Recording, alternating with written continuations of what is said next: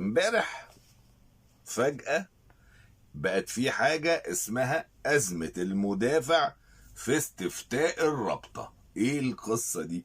يعني انا اعرف أزمة تنظيم الدوري، أزمة التصوير الدوري، أزمة الحكام في الدوري مثلا، يعني عشان خاطر، انما أزمة المدافع في استفتاء الرابطة حاجة كانت غريبة جدا. ايه اللي حصل بقى؟ قال لك ان رابطة الأندية عملت على البيج بتاعتها في الاستفتاء اللي بتعمله يعني في نهاية السنة، باستفتاء الجماهيري، قالت لك من هو بيحط يعني افضل مهاجم مين، افضل حارس مرمى مين، افضل باك رايت، وهكذا يعني. فقرروا يعملوا مين هو افضل مدافع في الدوري المصري الموسم الاخير ده. فانت اول ما هتفكر كده تقول، انا لو قلت لك دلوقتي فجأة وانت قاعد اقعد كده فكر، اول ما اسالك السؤال ده دلوقتي كل واحد بيسمعني يقعد يفكر منهم اقوى 2 3 مدافعين في مصر دلوقتي، هتقعد تفكر كده تقول محمد عبد المنعم. طيب وبعدين تبتدي بقى ايه تزرجن شويه كده. طيب ممكن اقول المسلوسي او حسام عبد المجيد. طب ممكن اقول علي جبر. طب ممكن اقول هتبتدي بقى ايه تجيب زيت. فجأة رابطة الأندية حطت 4 أسماء مش حاطة فيهم محمد عبد المنعم خالص. حاطين علي جبر، حاطين محمود علاء مدافع كان في الاتحاد السكندري معار على فيلم الزمالك ورجع، حسام عبد المجيد مدافع الزمالك، ودبش اللي هو بتاع المصري. الموضوع ده اثار لغط كبير جدا. انا فين دفاع الاهلي؟ وده الاهلي 13 جول جم في الموسم كله، زائد ان محمد عبد المنعم عامل افضل موسم ليه من يوم ما عرفناه، ومؤثر جدا وبيجيب اجوال حاسمه و يعني بصراحه، يعني بعيد عن كونه بيلعب في الاهلي او لا، لكن هو مدافع، والمدافع الاساسي دلوقتي المنتخب مصر في ظل غياب احمد حجازي للاصابه ومحمود حمدي الونش للاصابه، فهو المدافع الاساسي. بل كمان الناس بتقول لك مش عبد المنعم، فين ياسر ابراهيم كمان؟ يعني ده دفاع الاهلي محمد عبد المنعم وياسر ابراهيم اللي مقدم موسم قوي جدا جدا خط دفاع النادي الاهلي. فالموضوع اثار جدل والجمهور دخل وحواديت وقصص امبارح طول اليوم على القصه دي. فالرابطه لقيت نفسها فعلا، يعني ما اعرفش مين اللي بيعملهم الاختيارات وفق ايه، يعني هل وفق قياسات فنيه، هل وفق ارقام، هل ما اعرفش، لكن الموضوع اثار. ولو وفق اي حاجه عبد المنعم في الصداره، يعني لو قلت اللعيب المؤثر المدافع عبد المنعم، اللعيب اللي هو عنده قدره على خطف الكوره والضغط عبد المنعم، اللعيب اللي بيعرف يجيب اجوال ويزيد عبد المنعم، اللعيب اللي هتلاقي عبد المنعم هو رقم 1 الموسم ده، يعني انا بتكلم يعني. فعملوا حاجه تانية، قال لك طب ما تيجي بقى، فجاه نزلوا كده استفتاء تاني، قال لك طب ما تيجي نختار افضل مدافع اخر في الدوري. اه والله، قال لك ايه، المدافع الاخر ده عشان يتواجد في التشكيل المثالي بتاع الدوري في الموسم ده، مش عشان يبقى هو افضل مدافع. افضل مدافع خلاص من ال4 الاولانيين، لكن ما تيجي نعمل بقى تاني افضل واحد عشان نحطه جنبيه لما نيجي نعمل التشكيل المثالي. احنا عارفين التشكيل المثالي 11 مركز، اللي هو الجول والسردباكين والطرفين الظاهرين، والثلاثه نص الملعب، والثلاثه الفراوده، وينج رايت وينج ليفت، والمهاجم. فالحقيقه اثار الموضوع الرابطه. انا ما باجي افكر كده بدماغهم، طب انا ليه ما حطيتش عبد المنعم؟ لان الاهلي بيخش الجمهور بتاعه يكتسح كل الاستفتاءات. يعني لو قال افضل ظهير ايمن وانت مغمض قول هاني، لو افضل ظهير ايسر وانت مغمض هتلاقي معلول، افضل حارس مرمى وانت مغمض هتلاقي محمد الشناوي، افضل وينج رايت وانت مغمض هتلاقي بيرسيتاو، افضل وينج ليفت وانت مغمض هتلاقي الشحات، افضل فيرود وانت مغمض كهرباء، افضل لعيب خط نص ملعب وانت مغمض هتلاقي مروان او اليو ديانج، افضل لعيب نص ملعب مهاجم هتلاقي قفشه. اول ما تحط لعيب من الاهلي، جمهور الاهلي عنده قدره انه يدخل يكتسح مثل هذه الاستفتاءات. طب ما يكتسح، لانه دي في الاخر اسمها استفتاءات جماهيريه، يعني هي فكرتها هذا الاكتساح اصلا. يعني لما بنشوف صلاح معمول له استفتاء مثلا في الدوري الانجليزي، الناس بتقعد تشير يا جماعه اللينك اهو، خش كلنا مع صلاح وندعم صلاح، صح؟ هل بنقعد ندرس نشوف ارقام صلاح ايه، وهل هالاند ما اعرفش ايه، وهل لا، احنا بنخش لان الجمهور بيخش بالانتماء والعاطفه. دي فكره الاستفتاءات الجماهيريه. لكن لما تيجي تعمل استفتاء مع النقاد ومع الخبراء ومع المدربين او قاده الفرق او الكلام ده، خلاص ده بيبقى قصه تانية يعني. فالحقيقه الموضوع ده شغل كتير جدا من الناس امبارح. مبدئيا خلينا نتفق ان الصياغه بتاعت البيان ما فيهاش تجاوز، ودي حاجه برضو تحسب لشيكابالا. والراجل بيوضح النقاط، 3 نقط: عقده والغرامه اللي عليه بتاعت سبورتنج لشبونه اللي دلوقتي تعدت $1,300,000.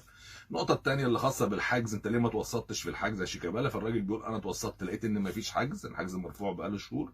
والنقطه الثالثه انه مش بس المشكله هي دي، لكن ولا المشكله بس في النادي بالنسبه للاعبين ماديه، لكن في مشاكل اخرى واللعيبه ضغط عليه. هو برضه شيكابالا عايز يقول ان انا كابتن الفريق، فاللعيبه طول الوقت ضغط عليه بسبب الازمات والمشاكل اللي بيتعرض ليها، وده مخليه طول الوقت يعني مضغوط. هو كابتن الفريق.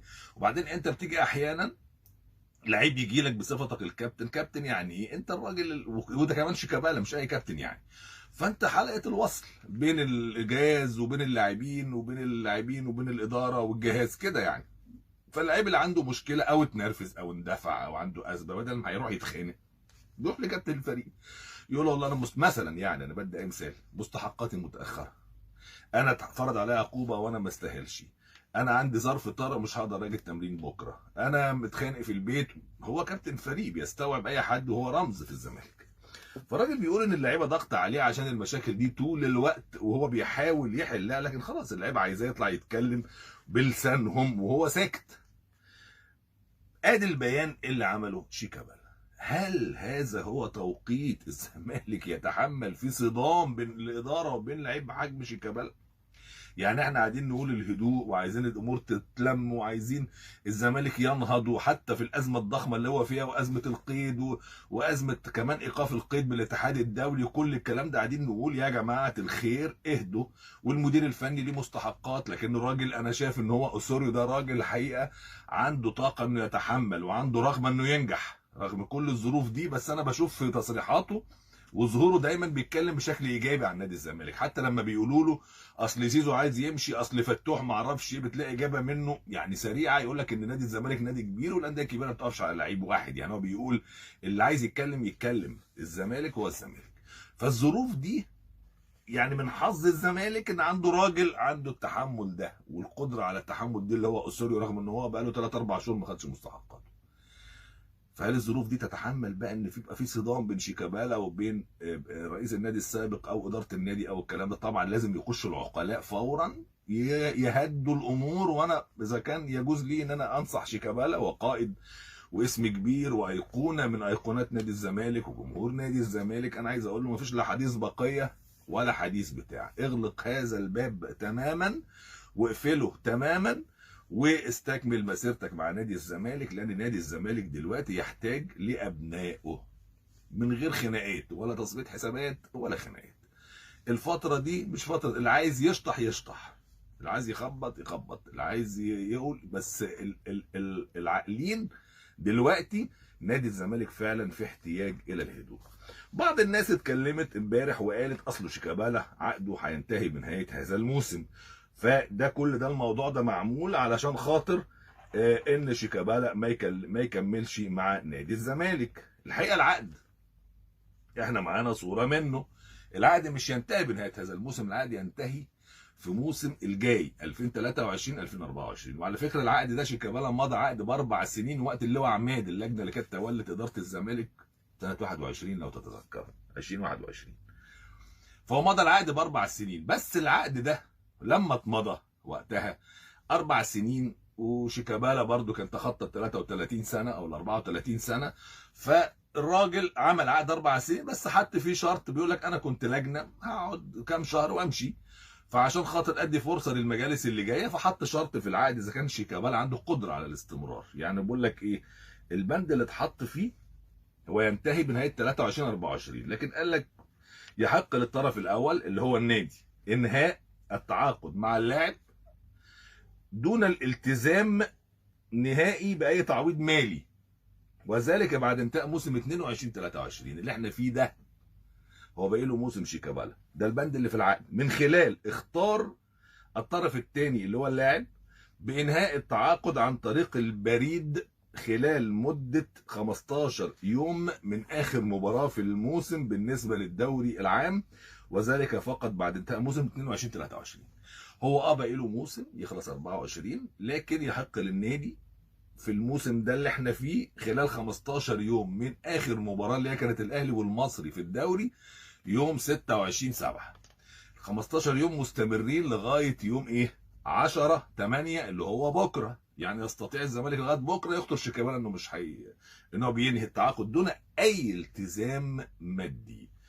لكن مهما كانت الموضوع فيه عند، ومهما كان الموضوع فيه زعل، انا بقول لاداره الزمالك دي فتره لم مش فتره ابدا خناق.